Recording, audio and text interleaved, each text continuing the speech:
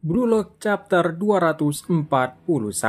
Komentar di awal bab, pertandingan ke-7 dan ke-8 dari pertandingan Liga Neo Egois telah ditentukan. Meskipun begitu, Bastard Munchen absen pada putaran ini.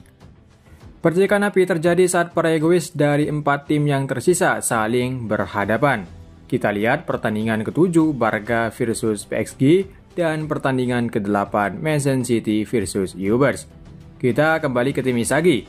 Kita berada di ruangan pelatihan Jerman. Mereka mengatakan kalau di putaran ini mereka hanya duduk atau tidak ikut pertandingan, tidak seperti tim lainnya. Hiyori berkomentar, tim lain sedang bermain sementara kita gunakan waktu ini untuk latihan meningkatkan level kita. Pertandingan terakhir kita melawan PSG, setelah itu Liga Neo Egois akan berakhir. Pertandingan melawan PSG adalah kesempatan terakhir untuk kita menunjukkan kelayakan apakah sudah layak bagi kita. Kemudian Raichi dengan rasa puas berkomentar, kenapa nilaiku lebih rendah dari Hiyori? Tapi aku tidak kecewa sama sekali. Raichi sangat senang sekali karena pertama kali bagi dia mendapatkan penawaran atau dia masuk ke peringkat Blue Lock untuk pertama kalinya. Lalu Yukimiya memuji Hiyori karena telah memberikan umpan yang berkelas kepada Isagi. Hiyori menjawab, akhirnya aku mulai memahami mentalitas Blue Lock. Aku ingin menghasilkan striker terkuat di dunia. Aku ingin bermain sepak bola bersama pemain yang bisa mengerti dengan umpanku. Setelah aku mendapatkan mentalitas ini, aku akan membuang pemain manapun yang terlalu bodoh untuk memahami umpanku. Apa kalian punya itu? Seketika semua orang berkomentar, Hiyori sekarang menakutkan.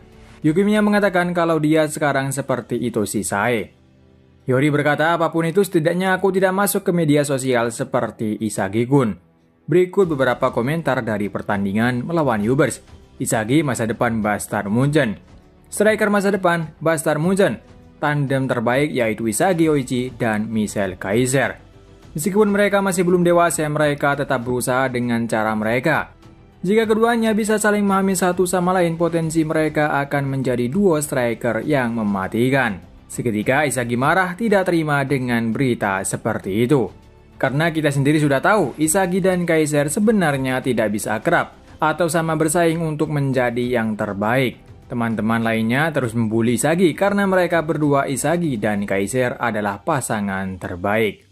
Isagi marah kepada mereka, kemudian Kurona pergi meninggalkan mereka karena dia ingin berlatih secara individu untuk meningkatkan levelnya. Raichi berkata juga kalau dia juga perlu meningkatkan levelnya juga untuk menaikkan peringkat Blue Lock-nya. Hiyori pun juga masih pendapat untuk segera berlatih. Dia berkomentar, jika peringkat kita tidak sampai 23 besar, semua kerja keras kita tidak akan berhasil. Kali ini mereka mulai serius, karena tinggal satu pertandingan lagi di saat Isagi yang juga pernah di ruangan. Tiba-tiba dari belakang Ikaguri menghentikan Isagi dan mengatakan, aku sama sekali belum bermain dan nilaiku masih tetap 0. Bagaimana caranya agar tetap bertahan? Maksudku, jika aku tidak bermain di game selanjutnya, maka aku akan berakhir. Meskipun aku sudah berusaha yang terbaik, tetap saja aku tidak bisa mengejar kalian. Aku tahu, aku harus memaksakan diri agar bisa masuk ke line up, tapi semua orang terus mendapatkan penawaran yang lebih besar.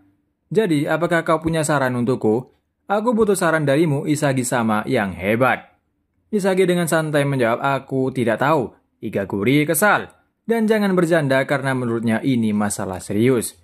Kemudian Isagi bertanya apa alasan Ikaguri bermain sepak bola. Ikaguri menjawab kalau dia tidak ingin menjadi biksu atau semacamnya karena keluarganya yang minta. Oleh karena itu dia ingin bermain sepak bola terus. Lalu dengan panik Ikaguri mengatakan apakah dia perlu mengubah tujuannya seperti menjadi pemain sepak bola terbaik dunia atau lainnya, agar dia bisa menjadi lebih baik. Isagi menjawab, aku dan lainnya, kebanyakan orang hanya bisa fokus dan mengejar tujuan yang jangka pendek, yang realistis untuk dicapai. Kau tidak bisa membandingkan tujuanmu dengan orang lain. Mengejar tujuanmu sepenuhnya itulah pondasi ego kita. Isagi beri saran kepada Ikaguri tetap fokus apa tujuannya sendiri. Lalu Ikaguri berkomentar, jika kau mengatakan itu, aku tahu apa yang harus dilakukan sekarang. Sejujurnya ketika kita bertemu sebelum ini, aku tak pernah berpikir kau akan menjadi pemain yang bernilai 100 juta. Kau luar biasa Isagi, sangat luar biasa.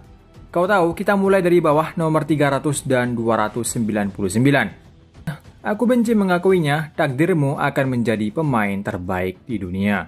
Sementara di ruangan yang berbeda, kita melihat Kaiser sedang berlatih sendirian.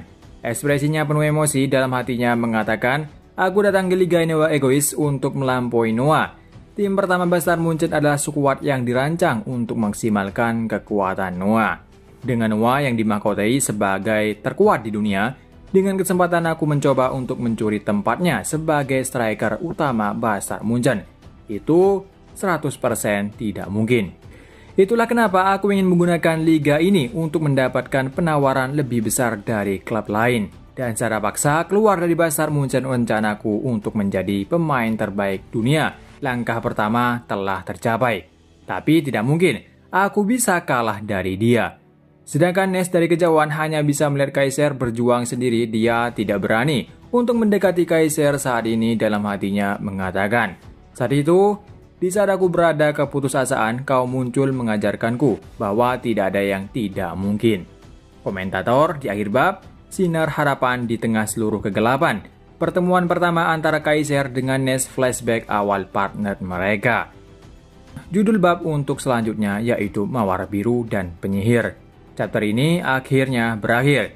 Igaguri mulai ragu dengan dirinya sendiri apakah dia bisa masuk ke dalam peringkat Blue Lock 23 besar, karena jika tidak dia akan dipulangkan atau tidak bisa ikut serta dalam timnas Jepang U20 atau Piala Dunia nanti. Dia minta saran kepada Isagi, apa yang harus dilakukan. Isagi cuma menjawab apa tujuan dia bermain sepak bola dan jadikan tujuan itu untuk menaikkan level ke lebih tinggi. Sementara Kaiser saat ini berlatih tanpa henti meskipun dia sudah dapat tawaran klub Real LA. Dia masih belum puas sampai dia bisa mengalahkan Isagi. Dan untuk bab selanjutnya sepertinya kita akan melihat flashback dari Kaiser dan Ness. Pertemuan mereka atau pertemuan pertama mereka. Dan sampai ketemu lagi di review manga lainnya. Dan tak lupa terima kasih yang udah nonton video ini. Dan sampai jumpa.